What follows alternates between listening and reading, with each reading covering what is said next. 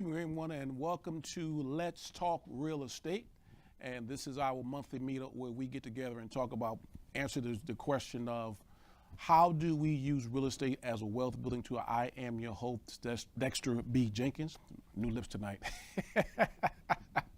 And so before we get started, I want to do a couple things, run a couple commercials. Number one, we want to thank New England Christian Television Network for allowing us to freely use their studio. Give it up for the New England Christian Television Network. So we thank God for them and what they're doing. And what we ask is if this network has been a blessing to you, whether you're watching this show or whether you watch their other shows, we ask that you sow a seed into it. And so I think Brother Eddie will put up a QR code at some point during this to allow you to be able to sow a seed into this ministry, because if you know anything about business, it takes money to make it run. And so we want to be a blessing to a New England Christian Television Network. And so avail yourself of that at either sometime today or during this broadcast or later on. So that's the first commercial. The second thing is I mentioned some time ago that we were doing a real estate summit. So that is set for June 10th. That is all set for June 10th. You guys are the first to, actually you guys are pretty much my first inner circle who knows about it. So that is actually something now. It actually went live, I think, yesterday. So we have 150 seats available to that. And don't drag your feet inside, because we only got 150 seats. So what I would do if I were you, I would sign up this week, because I haven't put it on social media, haven't done anything else as of yet, but I'm about to start doing that because we want to make sure that we fill that event. And then the other thing is as I drop my piece of paper here, I love live TV. We talked about my course, or our course that we came out with. Some people have questions as to how do you get that course.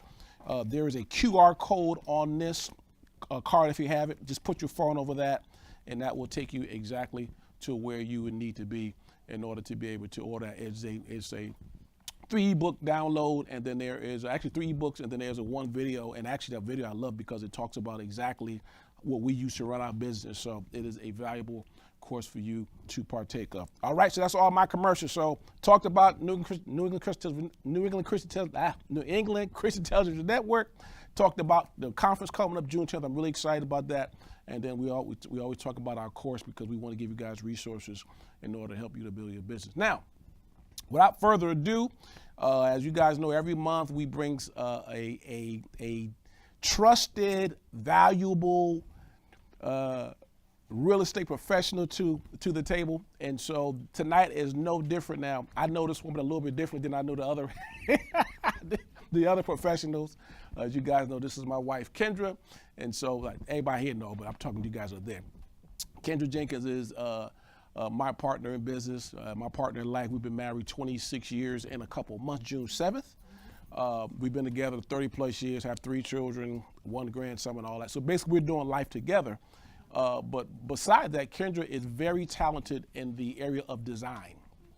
And so what I want to do tonight was have a discussion around how do you design for your business, because designing for your business is very different than you designing for your own personal home. And so, and learning how to do that is a skill. And so we've done a number of houses, and Kendra has been the brain trust behind that. So I've been following her around Floor and Decor and Home Depot and all those stores. And so I picked up a few things, but everything I picked up has been because of my lovely wife. So without further ado, welcome to the Let's Talk Real Estate stage, Kendra Louise Worthen Jenkins. You saw my names. That's right. Gave them all of them. All right. So this is your stage tonight, and so what? Like we said in advertising this, what we really want to do tonight is talk about what's the difference between designing for your own personal home versus designing for your business, and so on and so forth. So let's start there. In your opinion, what is the number one or one of the things that people need to keep in mind when they're doing that? So in the case where it's a flip, it's not your house. That is like the biggest thing I think that people are challenged with, because clearly it's your money that has been used to purchase that house. but it's not your house. It's not your taste. What you're trying to do when you are designing a house for a flip is you want to speak to the masses, right? You don't want to make it too specific. You don't want to make it too where someone could walk in and you've spent thousands of dollars on some tile and they walk in, they're like, no bueno, like it's a non-starter for them, right? So a lot of you watch HGTV and it's always this high design, right? And that's TV. You know what I mean? If you're designing a house for someone or for yourself, you can put all of those touches and those very specific design things in. But when you're designing for a flip, you want to speak to so that most people that walk into that home are going to really appreciate the design, really appreciate and be able to see themselves in it and see their stuff in it, which means you work in a very neutral palette, to be perfectly honest with you. But there's a way to do a neutral palette without making it boring or flat or sterile. Excuse me, I'm talking all day. And many of the ways that you can do that is through, there's some classic things that never go out of style in design. There's subway tile. There used to be the little subway tiles. Now it's the 4 by 20, the 4 by 20 by 12. And there's different ways you can use that subway tile and patterns to make it look different and make it look more modern and things of that nature. But it's also too, know the house, the era of the house that you're doing. We have an old farmhouse. I'm not putting modern flat front panel cabinets in that house, right? I need to speak to that. We're project managing a house in West Bridgewater. It's an old farmhouse on a lot of acreage. It used to be, when we rolled up on it, it was this ugly brown color. And so we needed to paint it. And so I'm like, this is a traditional home. You have to decide what it is.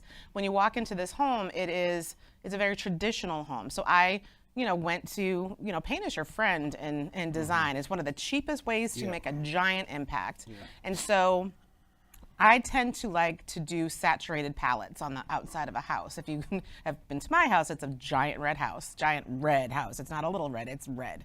Another house that we did was a very charcoal house. This is a blue house. And because it had traditional lines to it when you walk in, this beautiful molding that they left in the house, thank goodness. But it's a traditional home. So when you're doing that, it sort of answers a lot of questions for you. Because if you know that you're doing traditional, or if you're doing modern, or if you're doing contemporary, or Scandinavian design, it sort of drives you to certain things, right? Because we were at Floor and Decor the other day, and we'll do it on another session, but I legitimately picked up, I think it was 20 different subway tiles, white subway tiles, 20 of them. So it can be overwhelming when you go into these big warehousey type stores, like, what do I choose? But if and in this case, we'll use the house that we're doing right now as a composite, but if you're doing traditional, it weeds out a whole bunch of things. It's like, well, that's not the style I'm going for. So I can just focus in on what the styling is that you want to do. But the biggest, going back to, it's not your house, you can't get emotionally attached. We want to produce a great product, and you will do that, but you can't say, oh, well, I would like this in my house. Because your style is your style, and that's great. And I see people sort of smiling at each other in the audience. Because but it's hard. It's a struggle. It's a hard thing to detach yourself from, because again, it's your huge money that you're spending, but it's not for your own personal use. Yeah, exactly. So you have to know basically what most people like. And how do you find that out? It is through HGTV. It is through magazines. It is through sort of open houses and things of that nature. And again, there's a way to do it in a very neutral palette without it being boring. There's plenty of ways to do that. Well, because you said a lot, so and people taking notes and all that. So there are two things that you said that I think are key. Number one, bringing the house back to what it was before. Yes. What did I say, y'all? Bringing the house back to what it was That before. will tell you a lot about what you should do with a house. It's almost like you become a house whisperer. You begin to talk to her, be like, what were you initially? Now, and sometimes what you can do is you can go, and sometimes we found that there's always like pictures of what the house used to be. on record. On record, or somebody would give you a picture, or somehow we always come up against pictures. You can look it up on. You can if look you it up. Google it, there's Yeah. usually old MLS. So that's a major tip. If you can find out what the house was when it was originally built, that helps you. But then number two, the biggest thing you said was personally divorcing yourself from the fact that this is not your house and you will not be living there. And I think that takes some time to get that. And then the third thing I would add is, in particular with Rob is the only man, and Jonathan's in here today too, but sometimes if it's just men doing it, it's a very masculine energy in the house. You know, and the men like, I like that. Well, like, yeah, but you know, your wife gonna come and put some purples and some teals and some other things or even in there. Just some finesse, yes. Or some finesse. And so I think those are some things that as you are talking design, and as we walk through houses and see things on HGTV and things like that, those 2 points are critical that you mentioned up front. Bringing a house back to what it was. And then also, listen, you have to almost continue to tell, I'm actually writing a piece on that, continue to tell yourself this mantra right here: I will not be living here. And I want this to sell fast. And yeah, the other half of that, and I want it to sell fast. But continue to tell yourself that as you're making, because whether it's a fix and flip or whatever else, you're making a million decisions on design. Anybody explain when it's like, yeah, this color, that color, this fixture, that fixture. And so the decisions become easier as you go back to what we've talked about thus far, knowing exactly what it was, and continue to tell yourself and having your end buyer in mind. Exactly. And I think it's too, from a standpoint of, you have to have vision when you walk into some of these houses. You know, most of the houses that you go to that you're going to flip they're probably going to be sort of ugly, because that's why you're getting a good price. That's why you're getting a good price, right? Exactly. That's the business that we're in. And so being able to look past some of the crazy things that people do in homes. We've all been in houses. You walked in and you're like, why did they do this? Or why did they do that? And everybody, it's their house. They get to do what they want with it. But as a flipper, you're trying to bring it back to how most people live. And I think the other thing too that you mentioned well, you can tell when a male flipper has done a house, because things are sort of stark, and they're, what I try to do is say, how would I live in this home? Well, how would most people live in this home?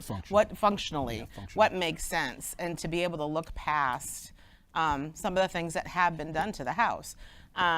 We did a house in New Bedford. We flipped it last year, and it was the Howard Johnson house. It was peach and green on the outside, and it was navy blue and white checkerboard tile in the kitchen, and very specific. And geometric. Everything had a geometric shape to it. They had cutouts in the walls and cut in archways, and it was a lot when you walked in.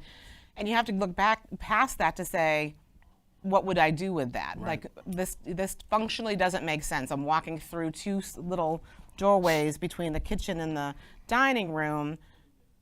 That doesn't make sense from a way people live, right? So we just squared that off and made a cased opening, and cased opened the entry into the kitchen from the kitchen into the dining room, and just like opened it up, and it made it feel like a very different house.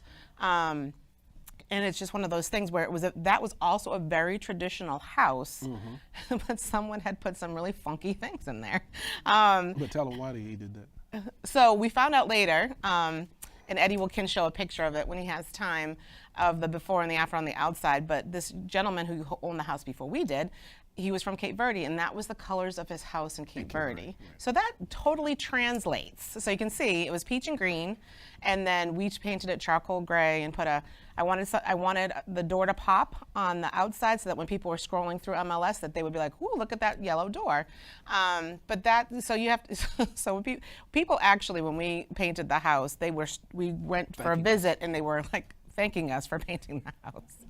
Actually, one gentleman came over. He's like, "Did you know what this looked like before?" And we're like, "Yes, we did. Like we own this house." And they're like, "Oh, thank you so much for painting it." And the other thing about outside colors, just to think about how you even pick an outside color, I stand in the middle, in the middle of the street, and I look around and I see what color the houses are around it. True. And in this particular case, there were a lot of whites, there were a lot of light grays. There were, I'm just like, want to make a statement. It was on the corner, you know what I mean? I wanted it to be bold. And it was one of those things where I'm like, what's a traditional color, and you can go to paint stores and look up the traditional colors. Like you can Google that. What are traditional farmhouse colors? What are traditional early Americana colors? And colonial colors and things of that nature. And so there's a lot of things that sort of that can get answered for you by just doing a quick little search. And so we came up with this, there's no other charcoal gray house. We're going to do this charcoal gray. We're going to do this stark white for the contrast, and we're going to put a yellow doors that we actually did. Every door was yellow all the way around. Except for the pop.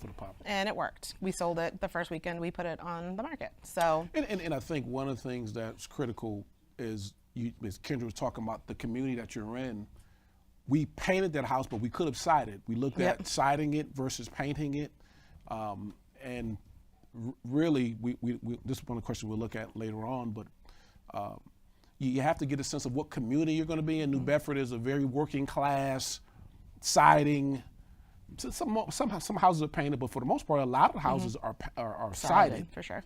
And so those are part of your design decisions when you're looking at, what should we do? And there's a lot of it is based off what's already in that neighborhood. And what's acceptable. Yeah, what's acceptable and all that, because how many of us have gone through a neighborhood and they're just super modern house in this very sort of traditional neighborhood, and you're just like, okay, now I'm in Mars. And so sometimes it doesn't make sense. And so one of the tips you want to do is really walk around the neighborhood and get a sense of, what is the neighborhood like now? Because you don't want to be that house at the corner like that house was. That was a house on the corner that is sort of like a landmark house. Where it's okay, you'll see a peach house, take a right there. You don't want to design that now. If you live there, that's something else, but you don't want to design that type of house because you want to get to as many people as possible. So. Yep. And I think too, the decisions that you make are very much monetary, right? So I wanted to paint the house because there was a lot of character to it that I didn't want to lose, because when you side a house, you tend to lose a lot of the character. And basically we costed it out. Painting, siding. They were about the same. I won. I got what I wanted. Well, painting, siding, and then we did the other one too. Oh, we did the cement board. The cement board, which was astronomical. Way a lot more than to side it versus paint. Yeah. So it's obviously like, what do I want, right? What I feel like I want for this house? But then it's, you cost it out, right? Because we were definitely going the siding route for a really long time, and then siding prices went up, and so it was a nominal difference, and so we went ahead and painted it. Right. And it had, most of the wood was great. If most of the wood wasn't great, obviously we would have sided it, right? So there's those decisions of what do you want, like what's your vision for the house? What makes financial sense? Correct. And what is the condition of the house? Like what is the true material condition of this house? And most of the wood was great. We had one section that was rotted, but for the most part it was solid. Right. And that's what you work with your contractor on. Like, this is what I'd like to do. What would you think? What should you do? But it's ultimately he's giving advice. He or she is giving advice, and it's up to you to do the work of tell me what the pricing is, this to that. This is what, it's really comes down to your budget. True. And what you want to have done in the house. Now talk about some other things that are what I call very functional, but also they look nice. What other things? So you mentioned subway tile. What other things that people can do as they're looking at that? Because one of the things that I'm better at it now, but if you've never done this and you go through like a floor and decor, you're just like, where do I start? And so I think what you'll do as you get better at this, you'll have sort of like templates. Like we have sort of templates that you have a template. I just can't follow you, but she's my template. But for the most part, because we've done a few of them, you'll get a sense of what your style is. Yep. So what are some other things that people should look for now? And there are a couple of things that I'm gonna say. So actually, if you miss it, I'll catch it. Okay. Go ahead. But if you think about some of the biggest expenses, right? There's obviously the outside of the house. There's the roof if it needs to be done. It's also, but things that will cost quite a bit of money is flooring. So you walk into a house and you're just like, what you're always around here really hoping for, if there's carpet on the floor, you hope when you rip it up there's some nice hardwood floor that you can redo. Right. So you're always looking and sort of taking inventory of what are the assets this house already has. Yes. But back up. No, that's good right there. I just wrote that in my notes, but go ahead. What did she say? What does the house already have as an asset? And what you have to do as a business owner, you got to watch your people. Because they'll go through and they'll just be throwing everything out. Matter of fact, we dug 2 doors out The other day, out of a trash pile. out of trash pile last Friday, I think it was. And we were like, hold up, don't throw these out. We can use those. We can use those. And so refurbishing is your friend. What did I say?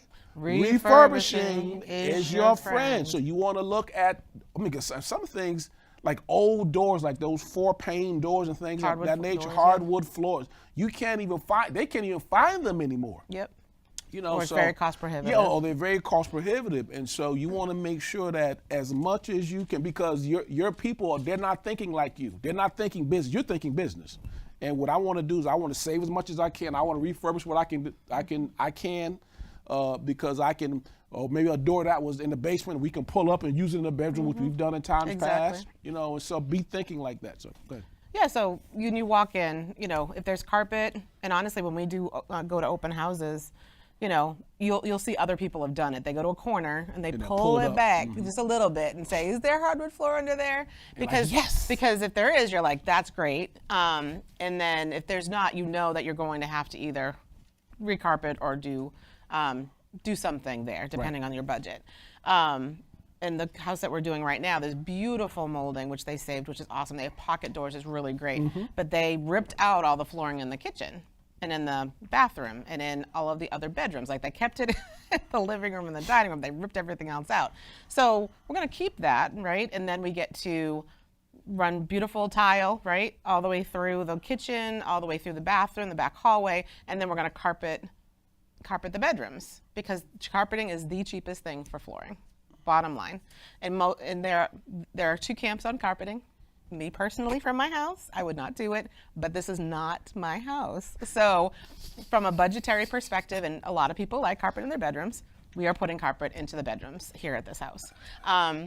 We're actually doing the second floor too. With much weeping and gnashing of teeth. It's not what I would prefer. I would not prefer that in my personal home, but from a budget perspective, that's what makes sense. And then in this case, carpet is also a really good noise canceling.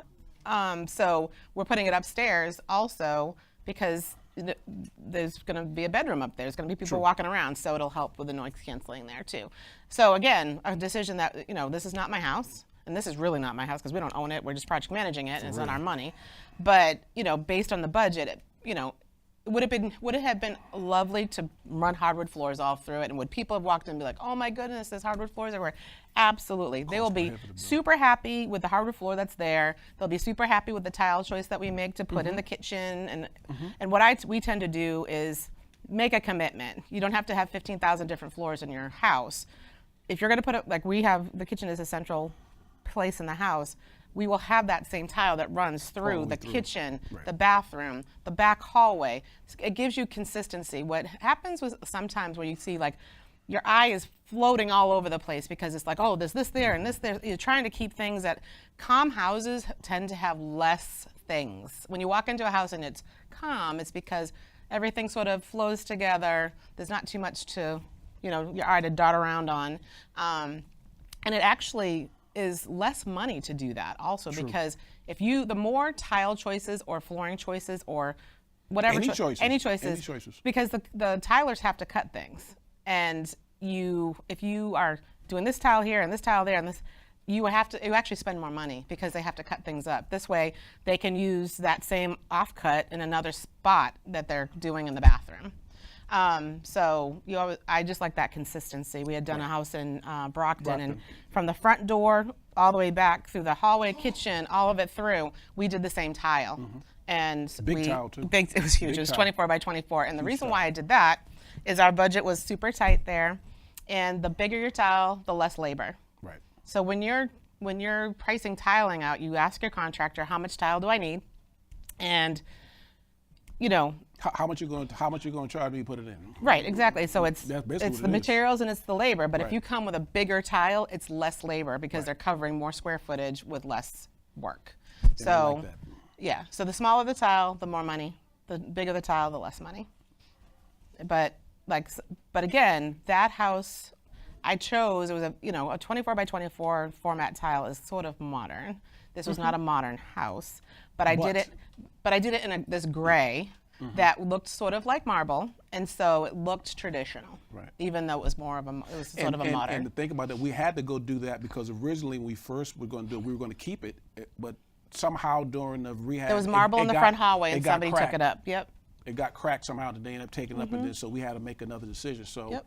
one of the things we talk about when you're doing this is making sure that you're always, I believe at least once a week, you should walk your job site because things just tend to happen. And so, I don't know who broke this. I don't know where it went. I don't know. My dog, the dog ate the cat, and And so these type of things tend to happen. And so if you don't keep an eye on your business and keep an eye on your things like that happen. But initially we're not going to go that gray. Yeah. But then because of the crack, we had to do that. Yep, Yeah. they should. Yep, absolutely. So you have to be in control of your job site for sure, and hold people responsible because things happen for sure. Yeah. Now talk about. So you talked a little bit. Anybody got any questions based off what we talked about so far? I have a question. Hold on 1 second. Let I have a question in regards to the job site. What if you're doing something, out of state or a place, and you can't get there? You make them Weekly. FaceTime you. Okay. Yep. Yeah. And you say, like, we're going to have a Walk standing me meeting through Friday and at walk 3 me o'clock, through. and you're going to walk me through Walk me everything. through the property. And have them go slow. Yep.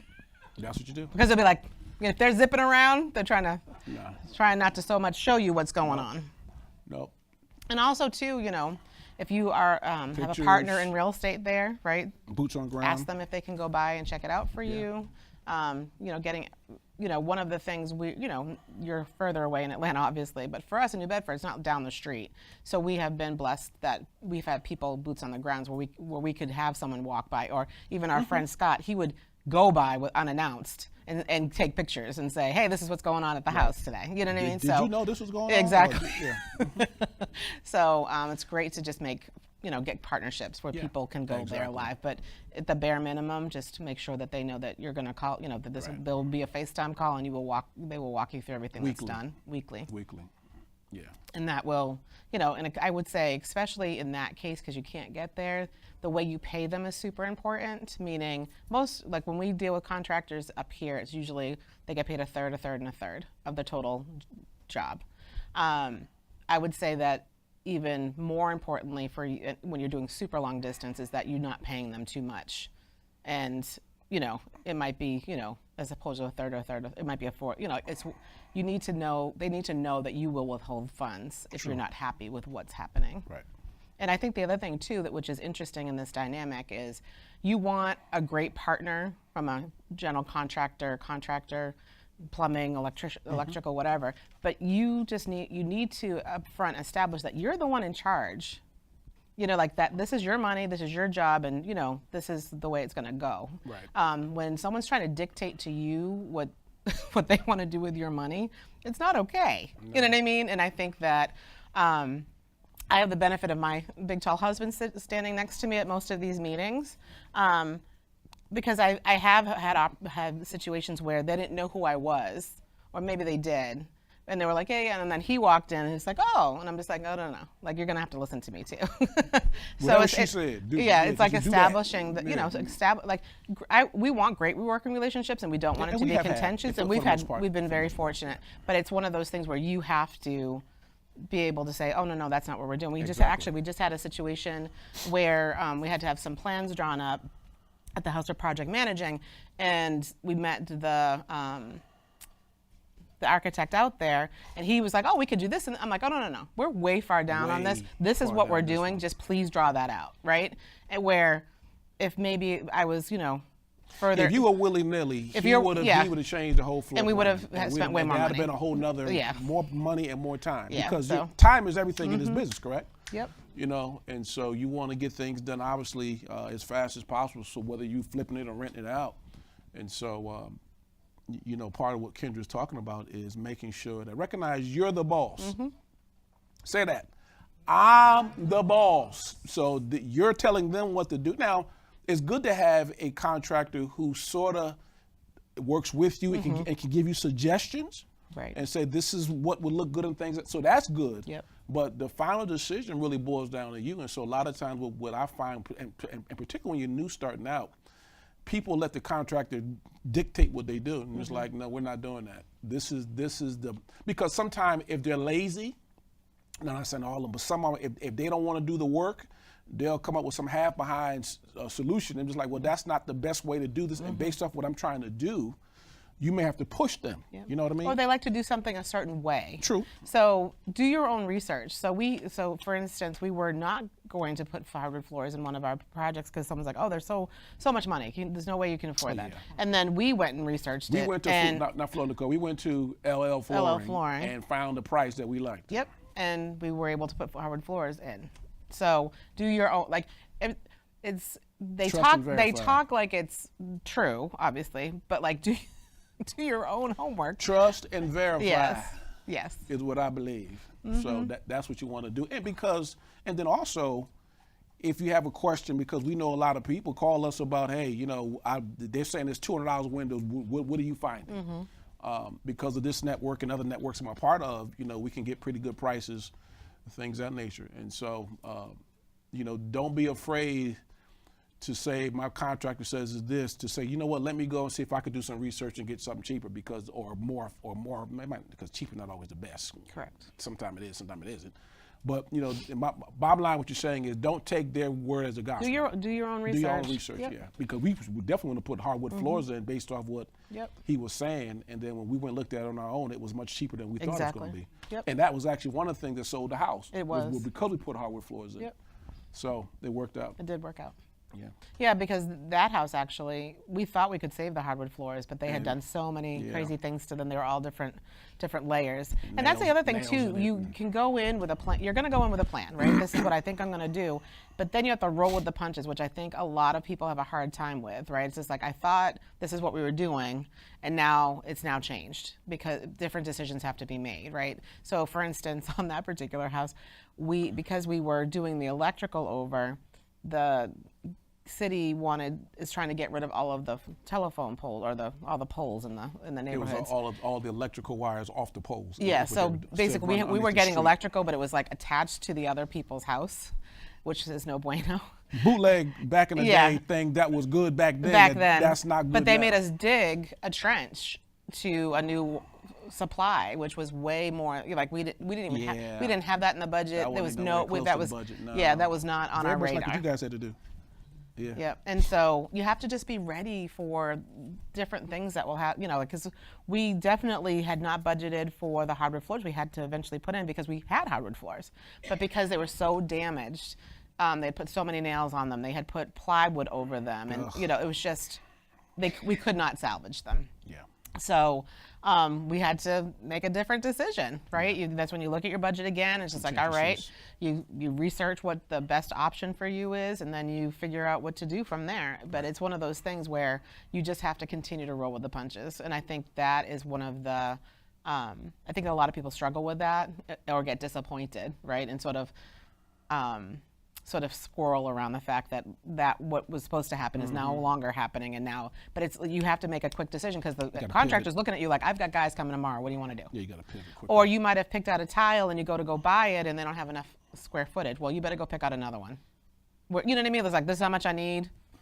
Let's go, pick out the next best option. Right. That's sort of in the same, same family. The same family of look and feel. Right. But you have to make those decisions. Now let's switch hats. Talk about designing for a rental, because that's a very different hat. So you'll have a rental that you may buy, and then there's a fix and flip. So fix and flip is when you have a retail buyer in mind, think HGTV type stuff. But then there's something that you may buy that you may say well, it could be a one family, but most time it's multifamily that you want to rent out. Talk about that. I can walk you through our two-family in New Bedford. So the two-family in New Bedford had been vacant for at least 10 years, I believe, they told us. And it looked... It's a better story, 10 years, but go ahead. It was a while. Nobody had lived there for a long time. It was a foreclosed property. And it was just super sad. Another corner house. And we did decide to redo the porches on this house. Because legitimately they were weren't safe. falling Yeah, off. they weren't safe. But it was interesting because it was a debate, right? So the cheapest thing to do would have been take them down and just do walk-ups, right? No porch, no nothing. My husband was in that camp. Our friend Scott was in that camp. And I'm like, no, because part of what we try to do is we try to better the neighborhood, right? We're not just there to make a buck. We're there to enhance the neighborhood and do good business, right? So we decided to take those porches off and put new ones on, which was it was $20,000. It wasn't 2 cents. But what that did for, like, legitimately, even then, we had neighbors coming by and like, oh my goodness, look at the porch. This house has been derelict. Nobody wants to live next to a derelict house. Nobody wants a derelict house in their neighborhood. And so they were super appreciative. And then there's no yard at this house, no yard. Which is great from our maintenance. But like, I was just like, these folks that we rent to will have no way to be outside. So I'm just like, we can just give them these porches. They weren't mammoth, and we did those. And then what we did inside was great. Fortunately, like on the first floor, the flooring was fine. There was some hideous tile in the kitchen. We legitimately painted over the tile. So you can take, as long as the tile is in good condition, you can paint it. There's this stuff that the contractor will paint on it, and you can paint right over it. Yep. And like that was, And actually, when most houses I walk into with tile, my first question is, can we paint over it? Yep, because you can either paint them or in the bathroom or even in the kitchen, you can reglaze, right? So we have reglazed tubs and reglazed tile, right? If everything is in good condition, maybe needs some caulking put on it or whatever, you can reglaze it and it looks spanking new. It looks really nice. And the amount of work that saves instead of ripping it out is amazing, and it looks great. Things are perfectly fine. You would never know. So we reglazed the one in New Bedford in the Peach House, and the tub in there, and it was beautiful. But actually, to reglaze the tub was like $300. It was like no money. And it was in a couple hours. The guy comes. And it came out beautiful. And it came out beautiful. Yeah. I actually convinced our daughter was doing her bathroom over in her house, and I was like, just reglaze it because it's like an old tub, like a really, like you can't get them like that anymore. And she's like, no, I'm gonna rip it out. And please don't. And then she was so happy that she just reglazed it, from the pricing, but also just it's like a really good tub. Yeah. But it goes back to what we talked about earlier. A lot of stuff, if it's good quality in your house, you can bring it back to what it used to be. So begin to think about the first question you should ask yourself: can I bring this back? As opposed to, it's old, I'm throwing it out now. I thought like that too when we first went through, but then as I'm thinking particularly the floors, because I'm like, ain't no way we can save these floors. And then our floor guy came in, and I'm just like, oh my, that's the same floor. So just in your mind, begin to think about, as I'm going through these properties, are there things that I can keep? So whether I'm fixing or flipping or renting or whatever, and particularly if you're renting, because that's a whole nother mindset, because a rental gives you a little bit more leeway because you're going to hold it a little bit longer. And so you could do a little different thing. Now, if you're flicking and flipping, you're trying to get out of it fairly quickly and things of that nature.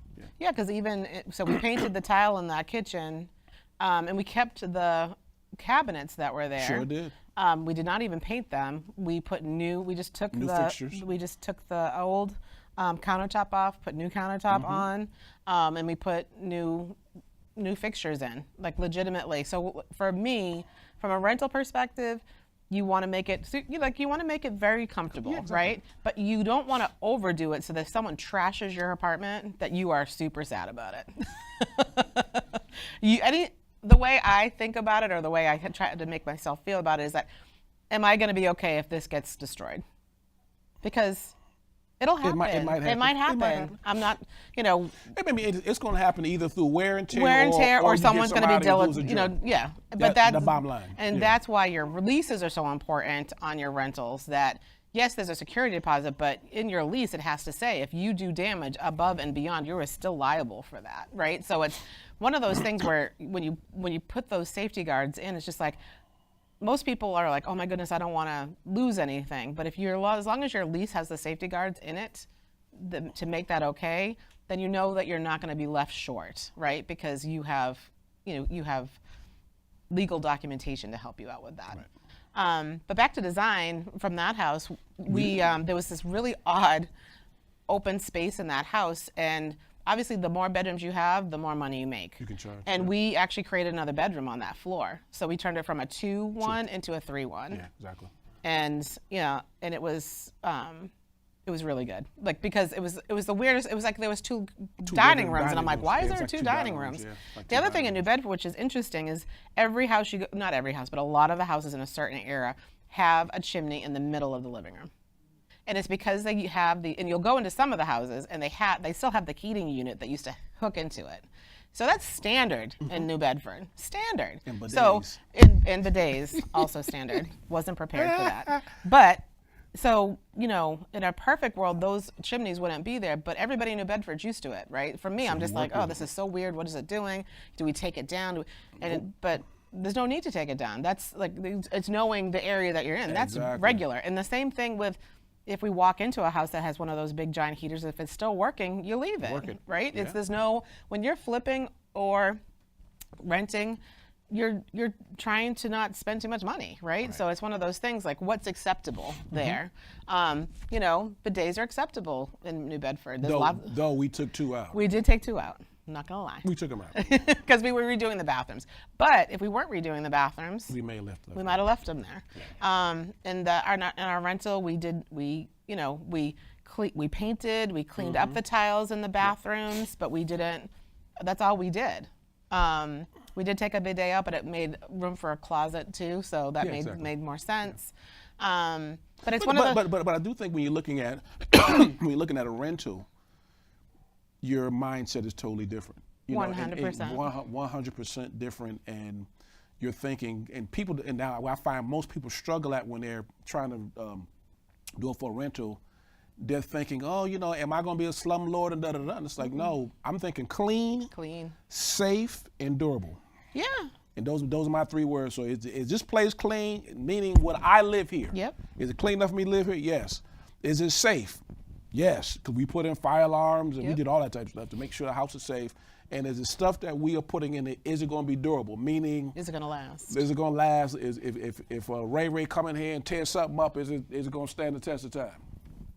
And so that. Yeah, don't try to cheap out on a rental, because you will pay for it in the end. Because if you use cheap materials, you'll have to continue to redo them over and over and over again. But if you do good quality things, it'll last you, which is great. Exactly. Yep. And I think too, in that the upstairs gave us a gift. There was all this ugly, gross carpet. We lifted it up. There was hardwood floor under there. Goodness. Yeah, those are nice. But there was tar paper all over it, and they scraped that for days. But they came out beautiful. So that was great. And initially we were going to leave the carpet.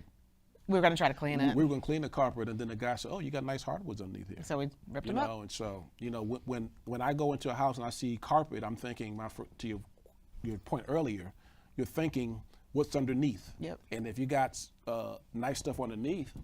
Yeah, and if it's a rental, I don't recommend carpet. It gets really gross really quick. Yeah. So it's tile and it's hardwood floors and it's laminate because it's easy to clean. Talking laminate. Sure. So good news is, from a hardwood floor is obviously the most pricey, and honestly it runs from like $3 a square foot, we were in Floor & Decor the other day, to like $8 a square foot, $9. It just depends on what it's made out of, right? True. What kind of wood it is. So you have hardwood, and then you have laminate, which has like a layer of hardwood, but then there's usually cork underneath it or some kind of something. That's middle range, and then there's luxury. LVP. I always say it wrong. Luxury plank vinyl, which also looks good these days. Also, say again. So there's lots of options to make things look like hardwood when not being hardwood. And the thing about LVP is that it's actually really super durable and very water resistant, which is great too. Because obviously, you just want to spill stuff. You just want to make your stuff a little bit non-destructible. So that's totally doable. We did put in that house, though, we put carpet in the 3rd floor because there was nothing there. It was the cheapest option. And it's being used as a playroom right now. It was more of an industrial carpet. It was we did an industrial carpet up there, but it's not like harsh industrial carpet. So yeah, it's more like, what is the use of it? What do I want to, what do we feel like, who are we renting to? How do I make it good, use good materials so that I'm not having to replace, like, well, what you want to make sure is that I want to feel good about who I'm renting to and what product I've given them, right? Someone's giving, it's a trade-off. They're paying us to live somewhere. And I want it to be that they're happy where they're living. Because happy tenants Stay. They pay on time, and you can feel good about it. You know what I mean? Like when they call us, we're right over there fixing something, doing whatever we need to do. You know, like there's no like waiting. Right. Even if it's something, you know, that they did, it's just like, we're going to go fix that, right? It's just like, or get it fixed or call a friend or whatever. But we want it to be that the materials that we're using are, you know, good, they'll last. And when those people leave, we'll get a cleaning crew in there and see what's going on and repaint and keep it moving. So. And I think paint, you mentioned it earlier, but paint is your friend. You know, you'll be surprised at what a fresh coat of paint will do for any room. You know, fixtures, what it will do for any bathroom, cabinets. You know, because I think I was on a call, I think last Thursday, and this guy had not done any properties as of yet. And so the call was being led by a guy, Chris Coy, who's very experienced. And the guy would say, oh yeah, the rehab is gonna be this, and I'm gonna rip everything out. And as we looked, we were like, you don't need to rip that out. You don't need to rip that out. And so one of my big things I want you guys to leave here with is always see what you can keep. Yep. Trim is, you know, everything adds cabinets, up. Yep. You know, if they're not flimsy, you know, paint. You know, you can paint cabinets fairly easy and change them out and be good to go. You know, so that saves you money, because the more money that you save, there's more profit that you get to keep. Or if you don't spend it there, you can put it in another area of your house. You know what I mean? And so always look to see what you can keep. Yep. And one thing that we do a lot is we choose a fixture finish, brushed nickel. Right, that's good. Brushed, talk about that. Brushed brass, whatever it is. You choose one, whatever one you like, that makes sense. And I do it everywhere. Lighting fixtures, the plates on the electrical plates, the door handles, the doorknob, everything. I do a massive order from Lowe's. It gets delivered to the house, and the contractors put it up, whatever. But it looks good. Doing the paint and doing consistent fixturing, doesn't matter where it is, kitchen, living room, doesn't matter. Just brings a cohesiveness to the house, and it actually just helps you not have to make so many decisions. It's like, I've chosen brushed nickel. And yes, some people, you know, you'll watch we did all these mixed metals, and that's great. No, you can. And you can, but from whatever doorknob I'm using can be used on any door. So that way, if I forgot to buy one, you know, like, or if I have it can just go somewhere else. It's just there's so many decisions to make. To your point, it can get overwhelming. So like, my whole thing from a formula perspective is what wall, you know, we're painting all the walls a color, we're painting all the trim a color, we're doing all the same fixtures, the same satin finish. On the New Bedford house, it's a very nautical area. I did sort of nautically lights, but it's all like in the price point that I was willing to spend. But that was a flip. So. Yeah, but that gives it a beautiful look. All that the same the nickel that you use. You know, it really brings a cohesiveness to it. to the property. You know, so that's a design tip. And it because as you do more of these, and I think about this, we go through neighborhoods and you can see that there's the same builder. You notice the same. He built this house. He built these 20 houses. Well, they're not making an individual decision on each house. They decided, okay, we got 10 houses that we're making, and then we're putting the same thing in it. So, in order to think more multiplication on the masses, it's the same thing you do it now. Obviously, if it's your own house, that's something different. But you know, as we're talking about whether it's a rental or whether you're fixing and flipping, that's one of the things that allows you to move faster. And the key is you have to move what? As fast as you can. And so the less decisions that you have to make along those lines, the easier it is. And I will say, you know, be in control of your materials, because usually when you do all of this stuff, you're buying the tile, you're buying the flooring, you're buying whatever. Make sure your contractor knows whatever's extra, put it over here, because we'll do a return. It'll be hundreds and hundreds of dollars, right? It all adds up, is what I would say. And so, be mindful of your inventory. Be mindful of making sure like, oh, you guys are done. Where are all the extra boxes? And taking Right. that stuff with you and returning it, because that all goes to your bottom And line. even I'm thinking about the house that we did. They had the hanging light, and they were going to throw it out. I'm like, don't throw that out. So we took it. I think we took it home, and then we actually put it someplace else in that house. We did. Yeah. Again, so- it's like when you walk in, when you've made that purchase, go through and be like, this is all the stuff I'm keeping keeping. this, yep. And you walk through with your contract. Yep. This is all the stuff we're keeping. Like, take note. Yep. And some contractors just start leaving stickies. Keep, don't touch. That type put it in of the thing. garage. Put it in the if you garage. have to Yep. take it home. Do whatever you need to do. But there's some things that you can realize. We said earlier that you can repurpose in your house. Because it saves you money. It saves you money. Yep. It saves you money. So We only have 7 minutes left. we got 7 minutes left. So anything that you want to say to the people around design that we may have missed? I think the biggest thing is like, don't get yourself overwhelmed. And get a partner to go through it, because honestly, walking into Floor and Decor, you can get real My goodness. real turned around, and all the decisions you have to make.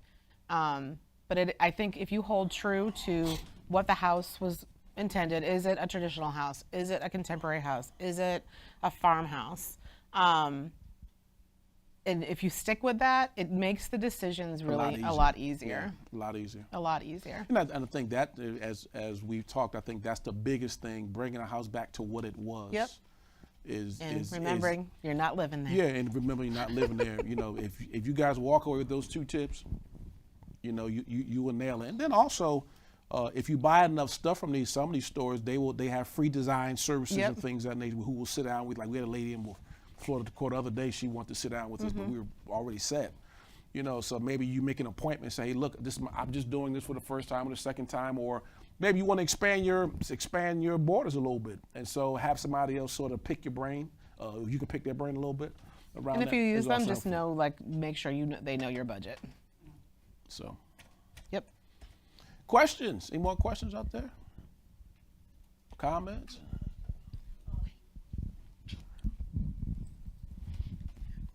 What kind of countertop material would you use in a rental? So that's a great question. So use the most durable thing out there, which is quartz right now. But because honestly, putting stone in your house really raises the cachet of your apartment. You know what I mean? So a lot of people will put in like laminate, or butcher block is nice also, but it's porous, right? So you want something that's like literally indestructible, which quartz is. So you might pay a little extra, but it will last you so much longer than other things. Because like granite needs to be sealed, and marble will stain, and obviously if you're doing a rental, you're not doing marble anyway. But quartz, I think right now at this moment, is like the best thing out there from a durability perspective. Yeah, but I will also say though, if it's like, let's just say that's not in the budget, there are some really pretty, they've come up, just like the LVP flooring has come a long way, so hasn't like laminate countertops. So it's not out of the possibility. It's just, I don't think because it's made out of particle board, you're not going to have the life that you want out of that if you're in there for the long haul. Right. Because basically it sort of falls apart falls after apart. a while. Yeah. After a while, if it gets any water on it's wear it, and it tear. just It's wear and tear. But quartz definitely will, hold its ground. Right. It's man-made, so it's less than a real stone and things of that nature. And I guess it's always the cost comparison, like what's in the budget to do, right? So you True. and maybe you go laminate, and in 2 years you'll Right. you'll replace that, right? Right. Because there are short-term decisions and long-term decisions. Absolutely. Because there are things that we didn't do initially, but now we fixed the garage and did Exactly. different things, but we didn't do that Initially, in year one. Yep, we didn't touch it. So if you're going to keep a house at least 3-5 years or so, you may say, well, this is next year's project. Yep. Because you're always looking to increase revenue and things of that nature. So Yeah, because that's a great point. On a rental that you're going to keep for a while, you don't have to do everything. Because you have time with it, right? It's not like a flip where you have to do it and get out of it. Right. So it is that you can have that mindset of, especially if, like, let's just say the budget starts getting tight, it's like, I'm going to make these decisions for right now, but I can go back around at it in 2 years and make a different decision because I still own it. And maybe someone's leaving that apartment, and that's the time that you will then take to go ahead and put those countertops in. yeah. It's a great point. All right. Any more questions? 'Cause we got 3 minutes and then we out of here. Any more questions? For the camera, and then obviously y'all can hang out and talk, but One more question for the TV, and then we'll. Pastor Kendra, you were talking about flipping houses, Mm-hmm. and then what? When you flip the houses, you don't keep those, right? Right, you Is that sell them true? right away. Okay, so when do you know?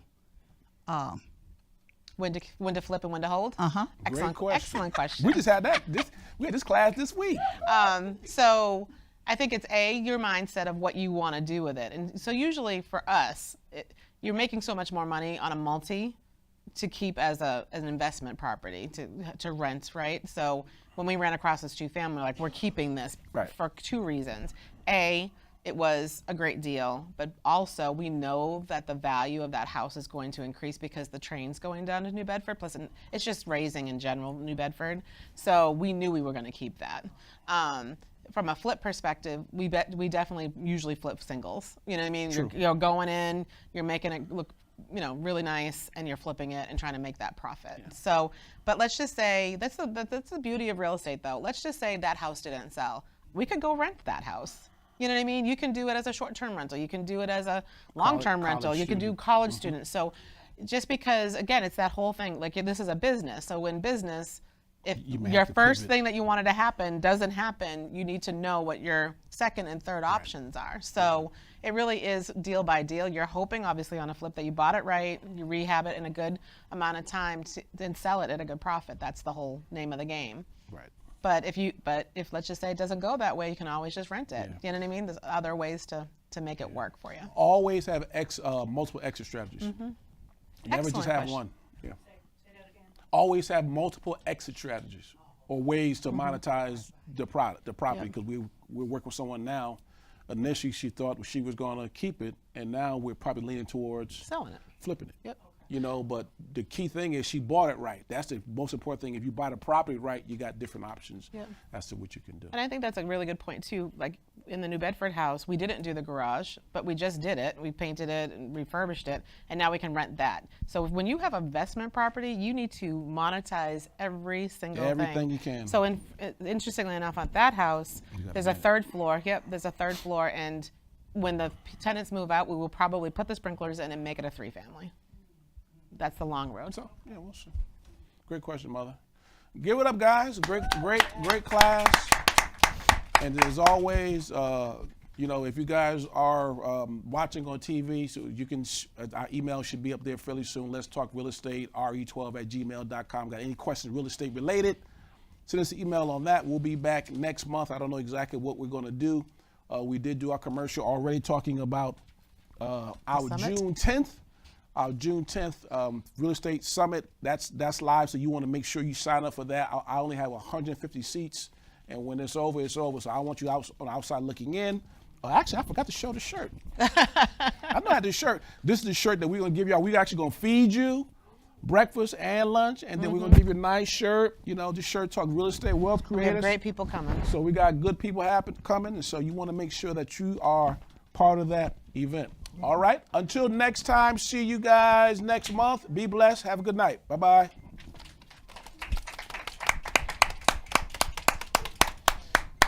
All right. We can have real questions now. They gone.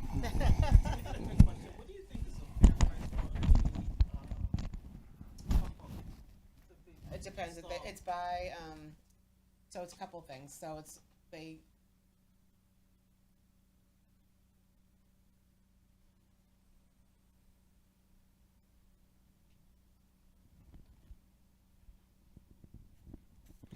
Good evening, everyone, and welcome to Let's Talk Real Estate. And this is our monthly meetup where we get together and talk about, answer the question of how do we use real estate as a wealth building tool? I am your host, Dexter B. Jenkins. New lips tonight. And so before we get started, I want to do a couple things, run a couple commercials. Number one, we want to thank New England Christian Television Network for allowing us to freely use their studio. Give it up for the New England Christian Television Network.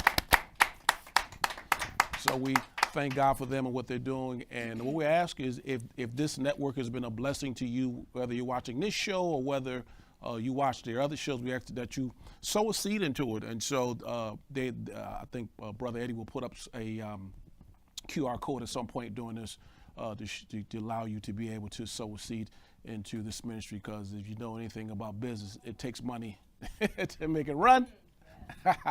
And so we want to be a blessing to a New England Christian Television Network.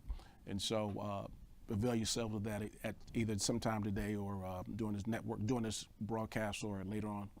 So that's the first commercial. The second thing is we are, I mentioned some time ago that we were doing a real estate summit. So that is set for June 10th. That is all set for June 10th. You guys are the first to, actually you guys are pretty much my first inner circle who knows about it. So that's actually something now. It actually went live, I think, yesterday. So we have 150 seats available to that. And don't drag your feet inside, because we only got 150 seats. So what I would do if I were you, I would sign up this week, because I haven't put it on social media, haven't done anything else as of yet, but I'm about to start doing that, because we want to make sure that we fill that event. And then the other thing is as I drop my piece of paper here, I love live TV. We talked about my course, or our course that we came out with. Some people have questions as to how do you get that course. There is a QR code on this card. If you have it, just put your phone over that, and that will take you exactly to where you would need to be in order to be able to order. It's a